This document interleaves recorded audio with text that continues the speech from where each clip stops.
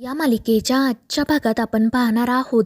मदन अक्षरासोबत बोलत असतो, मात्र अक्षराचं त्याच्याकडे अजिबात लक्ष नसतं. ती तिच्याच विचारांमध्ये हरवून गेलेली असते आणि त्यामुळे मदन मुद्दाम तिच्या हाताला गरम चहाचा कप लावतो आणि त्यामुळे अक्षरा डचकते आणि विचारते की काय झालं. तर तो हसतच म्हणत असतो की अगं अक्ष, कुठे हरवलीस तू? मी तुला काहीतरी विचारत होतो. तर अक्षरा म्हणत असते की अरे, तुला मला काहीतरी सांगायचं होतं, त्यासाठी तू मला इथे बोलावलं आहे ना, मग बोल, काय बोलायचं आहे तुला? मात्र मदन म्हणत असतो की ते तर मी तुला सांगतोच, पण त्याआधी तू मला तुझ्या लव्ह स्टोरीबद्दल सांग.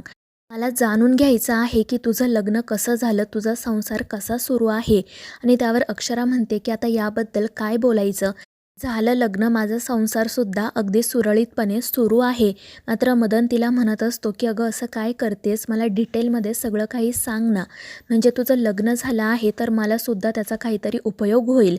मात्र अक्षरा याविषयी बोलणं टाळत असते आणि त्यामुळे तो मदन पुन्हा तिला विचारतो की खरंच सगळं ठीक आहे ना? आणि त्यावर अक्षरा म्हणते की मदन, तू पुन्हा पुन्हा मला तोच प्रश्न का विचारतोय?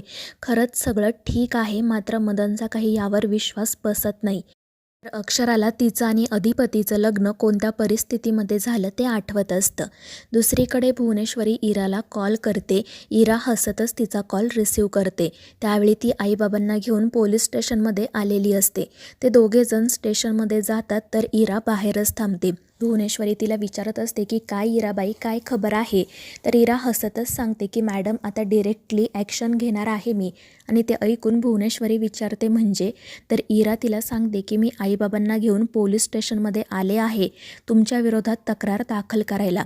आणि ते ऐकून भुवनेश्वरी विचारते, ते दोघेजण तुमच्यासोबत आलेसुद्धा? तर इरा हसतच म्हणते की हो, ते माझे आईबाबा आहेत, त्यांना कधी काय सांगायचं मला अगदी व्यवस्थित माहिती आहे. मी त्यांना हे पटवून दिलं की आता ताई सुरक्षित नाही आहे, त्यामुळे ते तुमच्या विरोधात तक्रार दाखल करायला तयार झाले. आणि ते ऐकून भुवनेश्वरी तर इरावर खूपच खुश होते. तर इकडे अक्षराचे आईबाबा इराला आवाज देत आतमध्ये बोलावत असतात, पण ती खोटं सांगते की निखिलचा फोन आहे, त्यामुळे ते तिची वाट बघत बसतात. तर इकडे इरा हसतच भुवनेश्वरीला म्हणत असते की तुम्ही सांगितल्याप्रमाणे सगळं काम होईल, आता काळजी करू नका. तर भुवनेश्वरी म्हणत असते की वा इराबाई, आम्ही तुम्हाला आज काम सांगितलं होतं, आम्हाला असं वाटलं की तुम्ही 2-3 दिवस तरी घ्याल, पण तुम्ही लगेच कामाला सुरुवात केली, आम्ही तुमच्यावर खुश आहोत.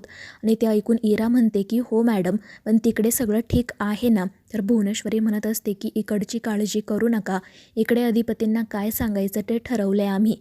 तर इरा म्हणत असते की ठीक आहे, पण या सगळ्यामध्ये माझं नाव कुठेही येता कामा नये. आणि त्यावर भुवनेश्वरी हसतच म्हणते की काळजी करू नका, तुम्ही आमचा हुकुमाचा एक्का आहात. आणि त्यावेळी इरा म्हणते, पण या एक्क्याच्या सुद्धा काही गरजा आहेत ना? तर भुवनेश्वरी म्हणते की काळजी करू नका, तुमची गरज आम्हाला चांगलीच माहिती, तुमचे पैसे तुमच्यापर्यंत पोहोचतील.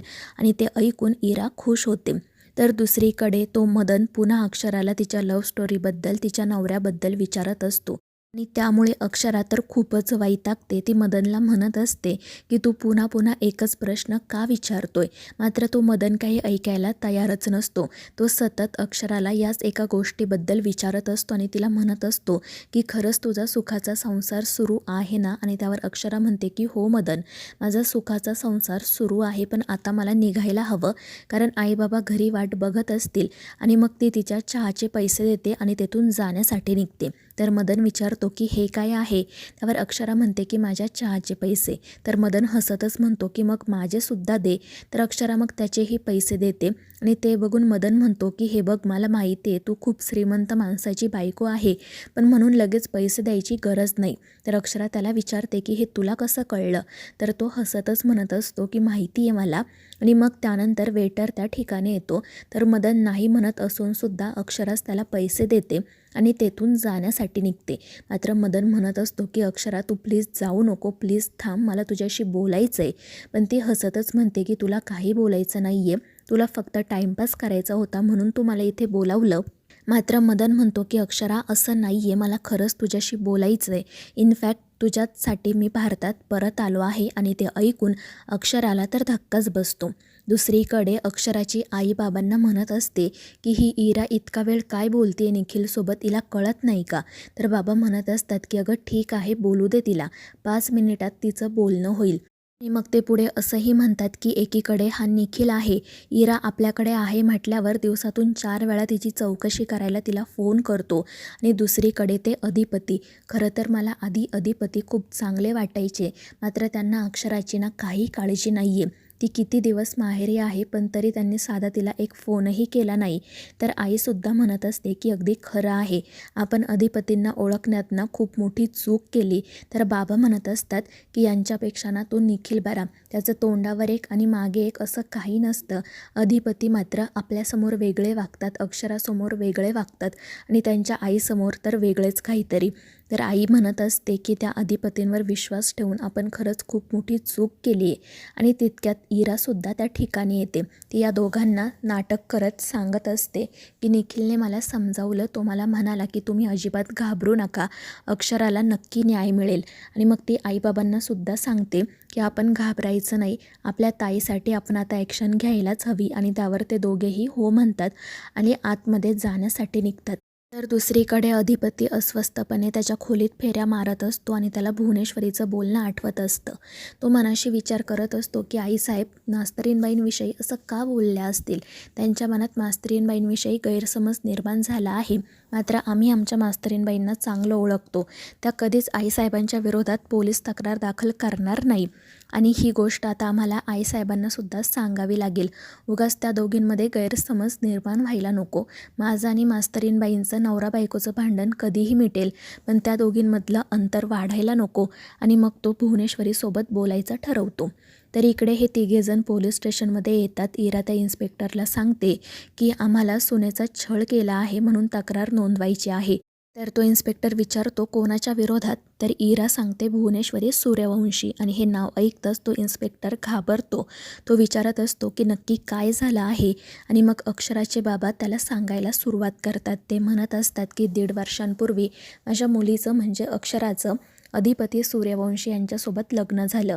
सुरुवातीला सगळं काही आलबेल आहे असं आम्हाला वाटत होतं, मात्र खरं तर काहीच व्यवस्थित सुरू नव्हतं. भुवनेश्वरी मॅडमला आमची मुलगी सून म्हणून मान्य नव्हती आणि म्हणून त्या तिच्या खूप छळ करायच्या. आणि आता तर त्यांनी तिला घराबाहेर काढलं आहे. मी संक्रांतीच्या दिवशी तिला त्या घरी परत घेऊन गेलो होतो, मात्र त्यांनी माझ्या मुलीवर हल्ला केला, तिचा गळा दाबला, मलासुद्धा ढकलून दिलं आणि काल माझ्या धाकट्या मुलीलासुद्धा धमकी दिली की जर त्यांना परत घरी घेऊन याल तर टंगडं तोडून हातात देईल. आणि ते ऐकून तो इन्स्पेक्टर तर त्यांच्याकडे पाहतच राहतो. तर आई रडतच म्हणत असते की माझ्या मुलीचा त्यांनी खूप छळ केला, तिचा गळा दाबला. तर इरा म्हणत असते की आई प्लीज इथे इमोशनल होऊ नको. दुसरीकडे अक्षरा त्या मदनला विचारत असते की तू माझ्यासाठी भारतात आला म्हणजे. तर तो मदन पटकन म्हणतो की अगं तुझ्यासाठी असं नाही, म्हणजे मी आईबाबांसाठी आलो, माझ्या मित्रांसाठी आलो, तसाच तुझ्यासाठी सुद्धा आलो. आणि ते ऐकून अक्षरा म्हणते की मग ठीक आहे. तर मदन म्हणत असतो की मग आता प्लीज तू थांब, मला तुझ्याशी बोलायचं आहे. मात्र अक्षरा म्हणते की नाही आता प्लीज मला घरी जाऊ दे. आणि मग ती सरळ तेथून निघून जाते. तर मदन म्हणत असतो की मला माहिती आहे अक्ष, तुझा संसार सुखाचा सुरू नाही आहे, नक्कीच काहीतरी प्रॉब्लेम आहे. दुसरीकडे अधिपती भुवनेश्वरीसोबत बोलायला जातो तर ती खूप काळजीत असल्याचं नाटक करत बसलेली असते. तो तिला काय झाले हे विचारतो तर भुवनेश्वरी म्हणत असते की अधिपती माहीत नाही का, मात्र माझ्या मनाला हुरहुर लागली आहे. असं वाटते की काहीतरी अघटित घडणार आहे. सतत असं वाटते की सुनबाई हे प्रकरण वाढवणार आहेत, आमच्या विरोधात पोलीस तक्रार दाखल करणार आहेत. आणि ते ऐकून अधिपती तिला समजवायचा प्रयत्न करतो की मास्तरीणबाई असं कधीच करणार नाही, मात्र भुवनेश्वरी ऐकायला तयार नसते. तर मित्रांनो, या मालिकेच्या पुढील भागांमध्ये आपण पाहणार आहोत अक्षराचे बाबा भुवनेश्वरीच्या विरोधात तक्रार दाखल करतात. तर दुसरीकडे अधिपती भुवनेश्वरीला वचन देतो की जर मास्तरीणबाईंनी तुमच्या विरोधात तक्रार दाखल केली तर तुम्ही जे म्हणाल ते आम्ही करू. आणि मग त्याला पोलीस स्टेशनमधून फोन येतो की अक्षरा आमोणकर यांनी भुवनेश्वरी मॅडमच्या विरोधात तक्रार दाखल केली आहे. तर मित्रांनो, या मालिकेच्या पुढील भागांच्या अपडेट्ससाठी आपल्या चॅनेलला सबस्क्राईब करा.